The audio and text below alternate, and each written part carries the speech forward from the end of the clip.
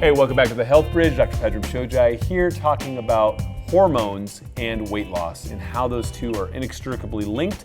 And with us today is Dr. Willey, who is a board-certified osteopath, been actually an avid exercise workout guy himself, so he actually practices what he preaches, and has an interesting way of looking at the interaction of hormones and also kind of time of eating. And so, Doc, welcome to the show. Thanks for having me. Yes. I appreciate it. Yeah, hey, good to have you here. So you are in Idaho, which is the most beautiful place you guys don't want anyone to know about. That's right. That's right. Yeah, and so you've been at this for a while. You've been doing weight loss with patients for over 20 years, and there's a lot of facets to this weight loss thing. But you actually come at it from an interesting angle. So who are the people that are coming to your clinic, and where's your kind of flow and your understanding of this coming from? You know, the people coming to our clinic, we have a lot of professional level athletes come in, a lot of physique artists, bodybuilders, fitness models, whatnot. But we also see your average Jane, your average Joe, actually take care of nursing home patients even. Everyone needs to eat, and the eating dictates your health or disease state. And so we approach it from a fact that, hey, learn how to eat for your body, understand the effect of your food and what crosses your lips on your hormone status, and you'll be able to obtain that health or that disease state that you are what you eat, or you become what you eat. Love it, love it. So when we talk about weight loss, the kind of typical thing is, eat less, exercise more, and you're going to get it, right? And we know with leptin and ghrelin and all the different kind of issues that we have now that we've learned and we've unpacked in medicine, that it ain't that easy. And so, yeah, I'd love to do just kind of a top-down look at like why that math doesn't really pencil out. Sure. If I may, Doc, let me give you a little history, what really steered me to this line of thinking, if I may. Sure, absolutely. I've been writing diets now for, believe it or not, almost 30 years. And the diets I wrote 30 years ago are very different from today's. And I think part of it's the way our bodies have changed. And I could go into a whole bunch of tangential subjects on the toxic exposure, the BPAs and BPSs in plastic. And people are different now. They don't respond to the calorie in, calorie out thing like they used to maybe. Or maybe there's a lot deeper level to it. And so understanding that, working especially with the bodybuilding world, I started really figuring out more that it wasn't so much what they ate, but when they ate it that mattered a lot. Using a lot of post-workout nutrition, pre-workout nutrition. Well, long story short, jump ahead up to 1997, first of the year. I was out to dinner with a professional athlete, Clyde of mine, huge dude, about 5'8", 285, ripped, big bodybuilder, huge. I mean, his arms are the size of my waist. We're sitting in dinner, and it took unusually a long time to get food that night, and he started noticing it more than the rest of us. He became diaphoretic, sweaty, turned white. He got up and wandered outside the restaurant, fell over. I'm following him out. His girlfriend's following him out. I'm like, what is he doing? Now, I knew all the drugs he was on. I knew what he was eating. I knew his supplements. And his girlfriend said something interesting to me. She said, well, every time before he eats, he's injecting this stuff in his stomach. And I was like, oh, crap, he's doing insulin. Because I'd heard about it. Actually, in the World Games the year before, there was some reports of athletes doing insulin. And it occurred to me, and by the way, if you want to read that article, it was in the Physician and Sports Medicine, the October issue of 1997. I wrote a case report. That was actually the first case report on insulin as an anabolic or ergogenic aid way back then. But that event occurred to me, that caused me to realize, oh my gosh, it's hormones that cause weight gain and weight loss. And if I learn how to dictate, control hormones, I really don't have to worry so much about the calories as I do how the body's responding to the food. And so I came up also with the idea that it's not so much the food we eat, it's what our bodies do with the food we eat. And so by approaching people from the top athletes in the world down to the little 65-year-old diabetic women in my community, understanding that what they eat, when they eat, how it affects the hormones has a much greater impact on their weight gain, weight loss, muscle gain, muscle loss, fat gain, fat loss. And that's the approach we take with them. Love it, love it. So just to get clear on this, your bodybuilder buddy, anticipating a meal, went ahead and pre-injected himself with insulin, and then the kitchen was slow, and he went just basically hypoglycemic and went down. Went down. Yeah. Yep. Yep. So I would love to unpack this because this is fascinating stuff to me, is, the time of eating and how you can use that to influence weight gain and weight loss. And so are there any general principles along these lines? Like how does one look at that? Okay, most of our people are probably wanting to lose weight, not gain it. Right, there's less bodybuilders here than kind of normal people wanting to just kind of trim down. So how would I look at this, whether it's circadian rhythms or just kind of postprandial use of food? Oh, that's excellent, and all the above. So where I start people out is, where are you at now? What's your starting point? Are you insulin resistant? Which, if you come to me with weight issues, you probably are. We're very well at that. The whole metabolic syndrome is pretty universal now. I heard from a great patient the other day that the new normal is fat, and I don't want to be normal anymore. Right? So understanding where you are right now, and some of the hormones you mentioned, what is your insulin level? What is your leptin level? What's adiponectin showing? Do you have conditions where ghrelins increased? What's your sex hormone levels? Are you a woman perimenopausal? Are you a man with low testosterone? Is your thyroid whacked? And is it not necessarily your thyroid not working, but is your conversion of your inactive T4 to your active T3 not working because of your high leptin levels? Or maybe let's say you're a chronic dieter and you know that crashes leptin. Well, when leptin crashes, everything crashes. You stop changing T4 to T3. Reverse T3 goes up. So now when people tell me, Doc, I'm fat because my thyroid doesn't work, and I respond and say, well, are you a chronic dieter? And they say yes, I go, well, you're right, your thyroid doesn't work. Mm-hmm. So where I start with people is, where are you at now? What is a fasting, first thing in the morning, baseline hormone evaluation? We looking at the time of month for women, time of day for men if you're considering testosterone, looking at it first thing in the morning because that's when it should be its highest. Looking at circadian rhythm, look at when they ate last, what they ate last, and get a baseline from them. And then once you understand that baseline, get a good dietary, get a movement history. Those things are very important. So I've been accused of saying calories have nothing to do with it, and I would absolutely disagree. I think calories have a lot to do with it, but we have to understand what's behind that, because you know as well as I do how many people really, truly cannot undereat their fat, and they cannot over-exercise that. They can't do it. I always laugh this time of year because the gyms are finally mine again. Mm-hmm. I finally get to go in the gym in the morning, and I don't have all the New Year's resolutions. They're gone finally. Mm-hmm. Now, if exercising more and eating less worked, I'd have a crowded gym still. Yep. Wouldn't you agree? Yep. So getting a baseline where they're at is where I start with people, and then I move forward from there. Interesting. So from there, most people who are insulin resistant and say hypoglycemic and tend to kind of have these issues that go back and forth, do you stabilize their blood sugar throughout the day? Do you have them snack more often? Like what are the best ways? Because intermittent fasting is getting a lot of attention right now, and for people who have adrenal issues, I'd love to hear your opinion on that. But I think a lot of people are intermittent fasting, beyond their capacity to do so. So we'd love to unpack that with you. Sure. I love what you just brought up.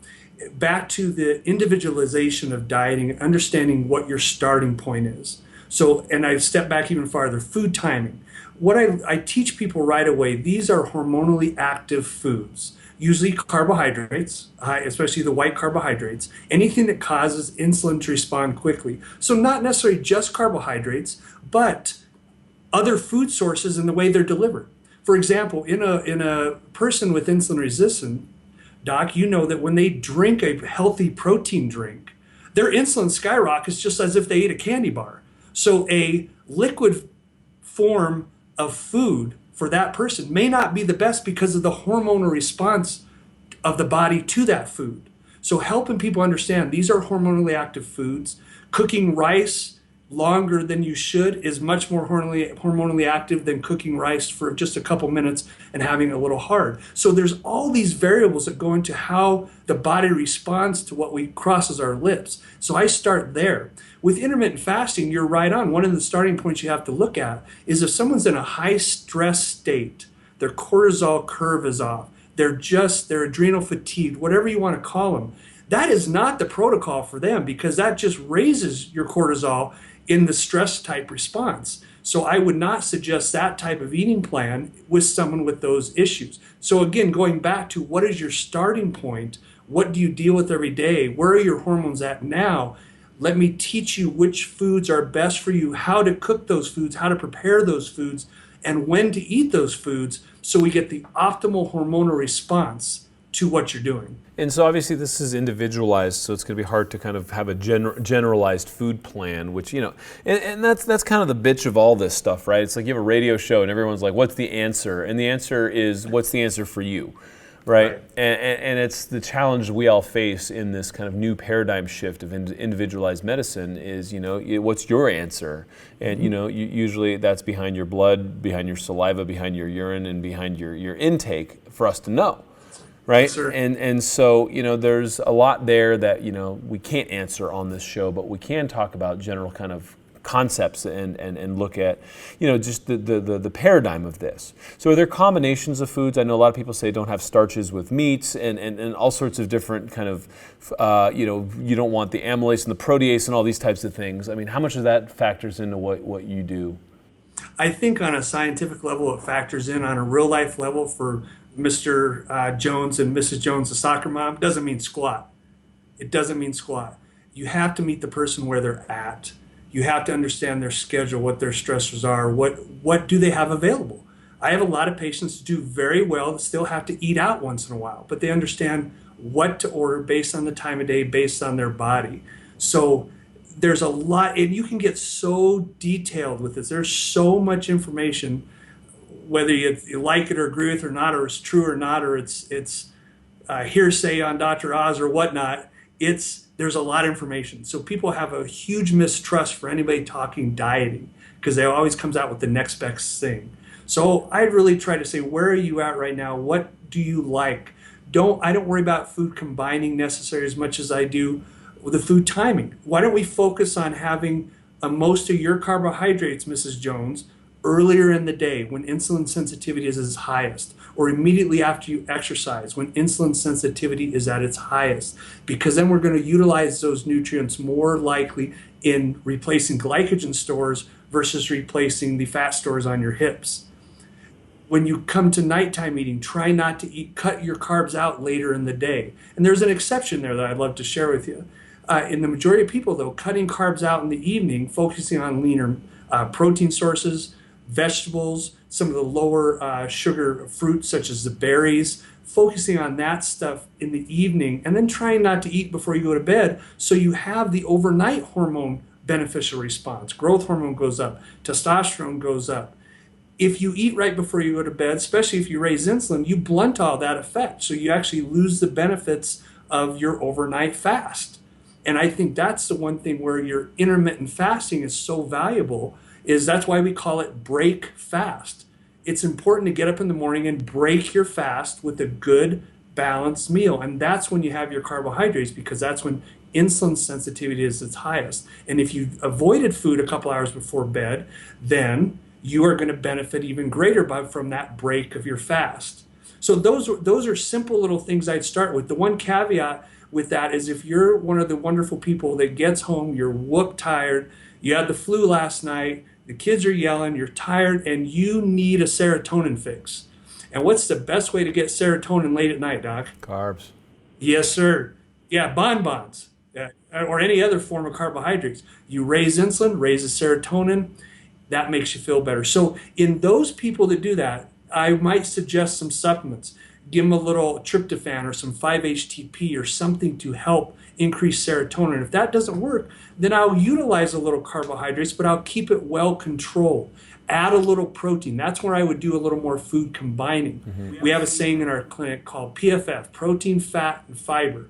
If you ever eat carbs outside of that correct food timing interval or schedule we provide for you based on your individual profile, then make sure you have PFF with it, protein, fat, or fiber, to help slow down that hormonal response. Mm-hmm. So you still get the benefits of a little serotonin in your brain before you go to bed at night, but you're not getting this extreme rush. Because you remember what Mom and Dad taught us. We learned it on Sesame Street. What goes up must come down. Mm-hmm. So you spike that serotonin up, it crashes. So what do? You go back to the refrigerator. Yep. So what's your take on someone who has insomnia because of kind of unstable blood sugar, going into their nightly fast and not being able to kind of sustain their blood sugar? Do you put them on some protein or some fat prior to going down? Absolutely. Yep. Give them a good combination meal, maybe even a little carbs. You need some serotonin to sleep. I have a lot of low carb dieters that get into these sleeps of poor initiation and maintenance. And by adding maybe a little 5-HTP to raise serotonin, that's a serotonin precursor, as you know, Doc, or adding a little bit of carbs with some adequate protein and fat, then you're going to get more stable blood sugars throughout the night in that situation. Yep. Yep. Yeah, and again, it's like there's not a single recommendation for everyone. So if you've got insomnia, you have it a little different, and if you don't, and you can actually afford to fast, then you get lots more benefits. But Yes, I didn't write your history, kind of thing. Like we all come in with a different history. Yes, sir. So there are foods that presumably wreak havoc on our hormones as well, and I'd love to that's kind of good to know for a general population. Like what foods would you say absolutely dysregulate, and what foods are actually positive for this type of hormone induction one way or the other? Sure. If I could sum it up, it'd probably be if God made it, eat it. If man made it, don't. That's probably as broad as I can get. And what I mean by that, Doc, is everything from the preservatives, the food colorings, the artificial sweeteners, all these things cause hormonal havoc. And we're already a hormonally havoc society with, I can't tell you how many people when I question them, do you cook things in plastic in your microwave? And they go, well, yeah, that's all my Tupperware. Or they're carrying in their plastic water bottles. And they even say to me, hey, Doc, it's PBA free. Yeah, but it's PBS not free. And that's messing up your hormones just as much. So really, I could go give you a huge list of things to avoid. So it's probably easier to me to say, here's the things you should focus on. If you can eat organic and you can afford it, great. And I want to say that cautiously because I have a lot of wonderful patients that can't afford organic, and they do fine. They do wonderfully, actually, because they look at it as a big picture. It's a lifestyle thing. Okay, I would say your lean protein sources, your good fat sources. Probably my favorite's avocados. Fish you have to be a little careful with now because of all the mercury and whatnot. But again, not being too overly anal. I hate to criminalize food. Because the second I do that, if they're like my 9-year-old, they go and do it 3 times, right? Oh, don't do that, son. Oh, and he does it 3 more times. So I try not to criminalize food for people, but I give them general recommendations based on their individual hormonal state. So to answer your question, watch your processed foods, your highly colored foods, your artificial sweetened or artificial flavored foods. Really watch your liquid foods. So that would be energy drinks, pops, including diet pops. That would be alcohol. That would even be your healthy protein powder drinks in people with insulin resistance or diabetes. Their hormonal response is identical to those eating pancakes. So those would be the things I'd avoid that would really wreak havoc on your system, and focus more on chewing your food. As a general recommendation, always chew your food. If you drink your food, you're going to cause some hormonal responses the body's not quite prepared for. Try to eat more green fruits and vegetables. Make sure your fiber is adequate. Again, that PFF, add protein, fat, or fiber to everything you eat. As far as meal frequency for weight loss, there's never really been a study, as you know, Doc, to prove that increasing meal frequency increases weight loss. It does do some benefits for blood sugar. There's some lipid benefits to more frequent eating. But as far as weight loss, I can tell you, doing this for as many years as I've done it, I have just as many people lose 50, 100, 150 pounds on 2 meals a day as I do on 7. It really is based on your schedule. So what can you do that fits your schedule? I learned a long time ago, Doc, the hard way, that when I would step into someone's life, I would try to change everything. And all I do is screw things up. So I'd listen to them and say, tell me what your lifestyle is, and let me give you little caveats. Okay, here, I want you to quit eating before bed. That's all I want you to do the next 2 weeks. We'll visit again in 2 weeks. Or, Mrs. Jones, I just want you to take a sip of water every 15 minutes. That's it, just a sip of water. Because your brain can't distinguish hunger from thirst. And I bet you're snacking on those M&Ms at your neighbor's desk at work because you're thirsty. So little things like that are really what make lifestyle changes at work. Once they succeed in one, they feel better. So they're more likely to do the next one. That's it. Small steps. And we know this from behavioral sciences. You get little small wins, and eventually you'll get fundamental changes in their life. So that's fantastic. And so how does exercise fit into this gestalt? Because you're a weightlifter. You've spent a lot of time kind of working fitness, and you have that as kind of a mainstay of your own personal life. But how do you bring that into what your patients are doing? Great question. One, I really focus on NEAT movement, non-exercise activity thermogenesis. So the simple things like parking farther away from your destination, elevators, really getting people moving. I think it was a guy named Levine at the Mayo Clinic in Rochester. He made a fancy pair of underwear that tracked people's metabolic rate. And the people that are fidgety, twitching their fingers, their feet, their toes, tend to not weigh as much. And so continual movement is what I focus on. Set a time, separate time for exercise is very difficult for people in our schedule. So if I can find something that'll work for them, then we'll do it. We have simple programs. Probably one of my most popular programs for exercise is called 8 to 1. It's an 8-minute-a-day program that you do at desk side. And it's just various body weight movements for a set amount of time that gradually increase in their intensity, in other words, time frame, over 8 days. And then you find a level you're at and stay. Amazing results with that. And as you know, when people start incorporating any sort of movement like that, their bodies start changing. Following biomarkers like we do, everything from the lipoprotein particle sizes to inflammatory markers, you see changes when people start moving almost immediately, long before the weight comes off. And so to keep people motivated in those simple movement protocols, we do biomarkers. Hey, look at this. Your CRPHS dropped 2 points since last week, or your interleukin 10's up now, interleukin 6 is down, SDLDL's changing. I mean, we look at these different biomarkers to show that little bit of movement is working, even though you're not losing a ton of weight. It's working because it's changing the hormonal cascade and profile. Well, that's really the challenge with exercise, right? Is the people that are no longer in your gym, they showed up and they didn't stay consistent, and they kept looking in the mirror trying to see why their six-pack wasn't there yet. It's a slower feedback loop than the blood work that you're talking about. So I really like that as kind of an innovation and just being like, no, it's working, stay the course.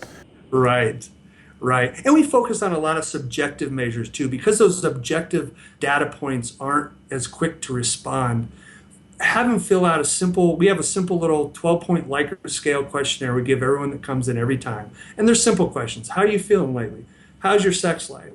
Have your clothes changed? Little subjective things. How many times, I'm sure you've heard this in clinical practice too, how many times do people come in and I get an earful because their scale weight hasn't changed. And I look at their sheet and go, but it says your dress size is down 3 sizes since I saw you last month. Well, yeah, but I haven't changed my weight, right? And so having them focus on some more subjective, not so objective, slower changing focus points really also keeps them encouraged and motivated. Yeah, well, I mean, it's hard. I mean, we've all been bred to become lunatics by the media, right? And it's just, we're focused on the wrong stuff, which is 80% of the problem, it seems. What does this exercise do with the hormones? How does it affect the hormones in a positive way? Are we bringing up active metabolic rate, resting metabolic rate, and then what does that do, to the juices flowing inside? Oh, that's a great question. So there's not a hormone in your body that doesn't respond positively to movement, especially intense short burst exercise like HIIT training, high intensity interval training. Insulin sensitivity improves almost immediately at the site of the muscle. Growth hormone goes up, testosterone goes up, your mitochondrial function goes up, so your conversion of T4 to T3, thyroid function increases. The mitochondria can utilize T3 quicker. Every single hormone, you could name a hormone, and we see benefits from exercise from it. And it's immediate. Now, it's short-lived, and that's part of the reason that we have, and part of the food timing protocol is you have to get in some nutrition immediately after your exercise while these hormones are fired up, so that the nutrition is applied appropriate to your body based on that hormonal response. And that's, I could go on and on about that. I don't want to bore your listeners with a bunch of rhetoric, but there is not a hormone in your body that does not respond positively to movement. So when you're saying after you've cranked up, you've done some high intensity exercise, now all your receptor sites are open, your body's like, gimme, gimme, gimme. At that point, that's the time when you're supposed to provide the nutrition. And so that's the point, depending on where you're at in the scale, that you would put in some carbs, that's the point where you'd put in some protein, and that's the point where you would actually nourish when the body is most open to it. Yes, sir. Yeah, that hormonal response, pardon me, you will utilize that food the way it was meant to be utilized. And that is to refill energy storage sites in the muscle, not just future energy storage sites in your hips or your belly, which a lot of food does. The whole calorie partitioning and where things go based on that hormonal cascade and your activity level and that starting point we've talked about, that is just, if you can hone in on that, there is so much power behind that, from fat loss to muscle gain to just overall sense of well-being to replenishing neurotransmitters. I mean, it's pretty incredible what post-workout nutrition does when you really get into the details. It's fascinating because most people will, basically stay stagnant all day and eat and kind of fill in the fat tank, and then go to the gym and try to bang out some exercise and then starve themselves. Yes. Yeah. And again, you cannot undereat your fat and you can't overexercise your fat. Body's way too smart for that. As you cut down those calories, your metabolic rate, your set point all starts lowering. And it's smart. Okay, that's why you're tired, Mrs. Jones. You're eating 800 calories a day. You're on the treadmill for 2 hours every day. You're raising 3 kids. You have to take care of your husband. And you're working. Well, excuse me. No wonder you feel like crap. No wonder you're tired. You can't do that. You have to feed the machine first. Try to drive home, Mrs. Jones. I'm going to go have my nurse siphon out all your gas. And I'm going to give you a high five and a good luck going home. But that's what you're doing right now. So the first thing to do is fuel the gas tank. Keep it full with the right fuel. And then your body will allow the fat loss to occur. When it doesn't feel like it's under duress. Absolutely. Yep. So top down, looking at this hormone optimization kind of as the center of your weight loss strategy, then what other elements would you look at to keep the weight off and to really kind of optimize this program? Oh, another great question. So once we understand where you are, we understand where the hormone imbalances are. If we have to replace any hormones, optimize your thyroid, either supplemental or actually replacing thyroid medications short term, especially if you're a chronic dieter. We know you're not converting into that active thyroid T3. We optimize the sex hormones because a lot, especially the men, if I may side note a little, Doc, I think you find this interesting. I haven't published this yet, but we did a study in our clinic where we had every man that came in before 10 a.m. Between July 2012 to December 2012, we measured their total testosterone, their free testosterone, their estradiol, their leptin levels, insulin levels. We did this huge profile on them, but we also measured their circumferential measurements at the nipple line and the belly button. Our hypothesis was if your belly is bigger than your chest, you have low T. And our p-value, Doc, was 0.001. So it very, very statistically significant. So we may replace testosterone in men short term. We give the hormones an extra boost so they have the motivation, the mood, the energy to succeed in the long-term plan. And the neat thing with me, I keep track of all this. I start a lot of men on testosterone, but greater than 55% of my men under the age of 50, Doc, are off it in 3 to 6 months because they've adhered to and applied the learning or the lifestyle we've provided. And that, to answer your question, is just a series of small steps like we talked about. Incorporate this change first, then this one, and really try to adjust it. One of our 12 bullet points of optimal health is when you're scheduled, schedule. So if you are that soccer mom we talked about, you get up in the morning, you make breakfast, kick your husband out the door, you take the kids to school, you go shopping. I don't care what you do, you have a schedule. And most of us have a pretty set schedule Monday through Friday. So on those days, schedule your food. Plan ahead. Plan your food. Make it all Sunday maybe. That's a family event in my house. Sunday afternoons, we come home and we make our food for the week as a family. So now my kids understand how to cook. They know what a protein, carb, and fat is, even at a young age. They know this stuff. But when you're not scheduled, so when it comes to Saturday and Sunday, enjoy yourself a little more. It's that rotational macronutrient shifting concept that bodybuilders use that really works very well in real life, where Monday through Friday, the family eats pretty regimented, planned. Saturday and Sunday, they go to Pizza Hut. They enjoy life. They have fun. That's what makes long-term success. You're not depriving or starving these people. You're understanding the hormonal response to food, how that food raises the neurochemicals, how it makes you feel good.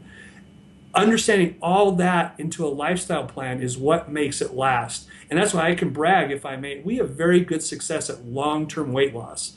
Because I tell you what, being a weight loss clinic, if you don't, well, you don't have very much job satisfaction.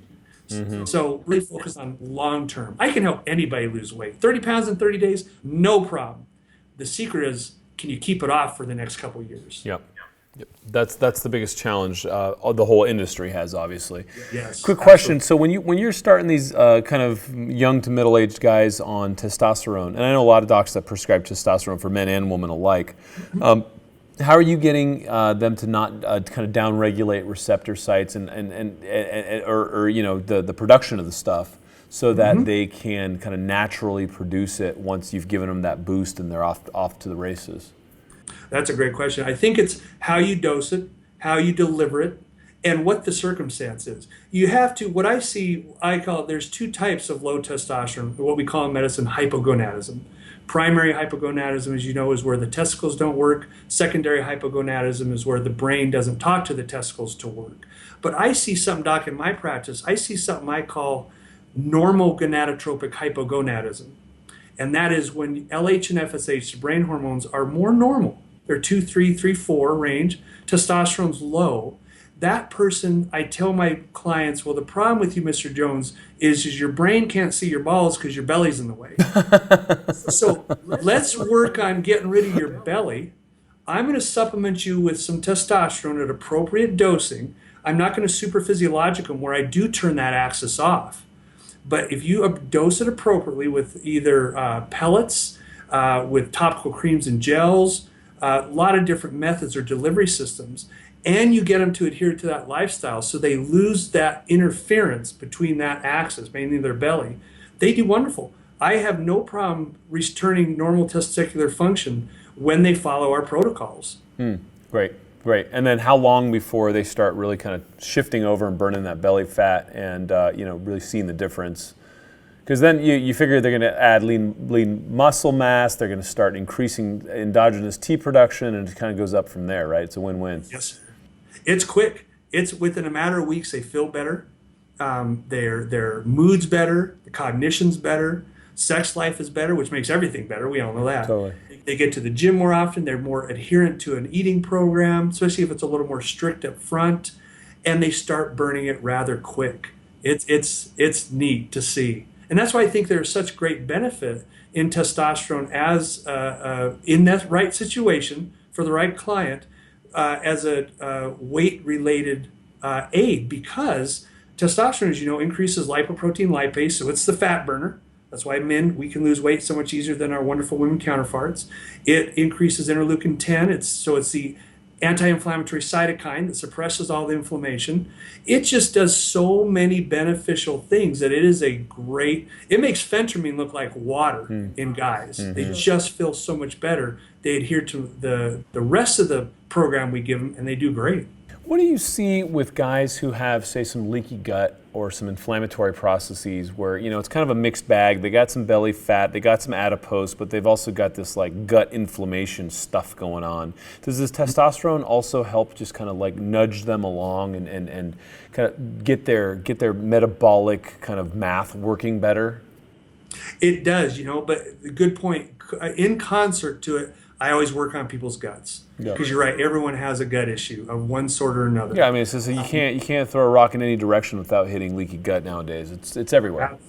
It's everywhere, and I think it should be with the amount of antibiotics, the chemicals, even the food types and the food colors and preservatives that leak through the gut and cause the immune system to just get pissed off to high heck. Yeah, you have to be aware of the gut, and that's interesting because. On another note, I do not get optimal hormonal response in men or women unless I have the gut fixed. So they get an initial benefit, but that benefit seems to be short-lived unless you take care of that leaky gut and that gut. And so part of that is, again, back to understanding the hormonal aspects of food. What is this food doing to my body? How am I responding to it? Do I need a new probiotic or a different probiotic? How much fiber or prebiotics am I getting? What are my normal stool bowel habits? I mean, everything we take into account, because that's the one thing about truly individualized medicine is I like to tell people my job is to take care of you from hair follicle to toenail and everything in between, including the psychosocial, the spiritual, the mental. All that plays a part in your success and your health. And yeah, you've got to adhere and understand the gut health to do that. Yeah, love it, love it. Listen, I'm really happy to have met you. You've got such like a sane clinical approach, and it's just well-rounded and well thought through. And I admire the work that you're doing. It's really great. Thank you, sir. Yeah. So, how can people find you? I know you're in Idaho. Like, what do you got going on? Well, I'm probably out mountain biking this time of year. Yeah, but when I come to work, you can call or email us. We have a website called GetWell3. It's GETWELL 3. And for your listeners, if they do a /well, WELL, they'll get a free coupon code to go in and check out some of our menu related sites. Tons of videos on there with a lot of stuff we talked about, Doc. Short 30 seconds to 2-3 minute videos that talk about the hormonal aspects of food, how to incorporate food timing, what's the importance of breaking your fast first thing in the morning. A lot of information on there, and people can develop eating plans based on their starting point, because there's some questionnaires that will help them figure that out. That's the best way to contact us. And then from there, just clicking on the contact at GetWell3 will come to me and my staff, and we're happy to respond personally to anybody's email. Love it, love it. Man, great. I love the work that you're doing, and I'm sorry to keep you from the mountain bike this evening, but that's okay, it's all good. Got to share you with our audience, so. Yeah, I appreciate it. Oh man, so Dr. Warren Willey, awesome guy, doing some great work and doing some sensible medicine in the weight loss realm. Let me know what you think. I'll see you next week. This is Pedram at the Health Bridge. Bye.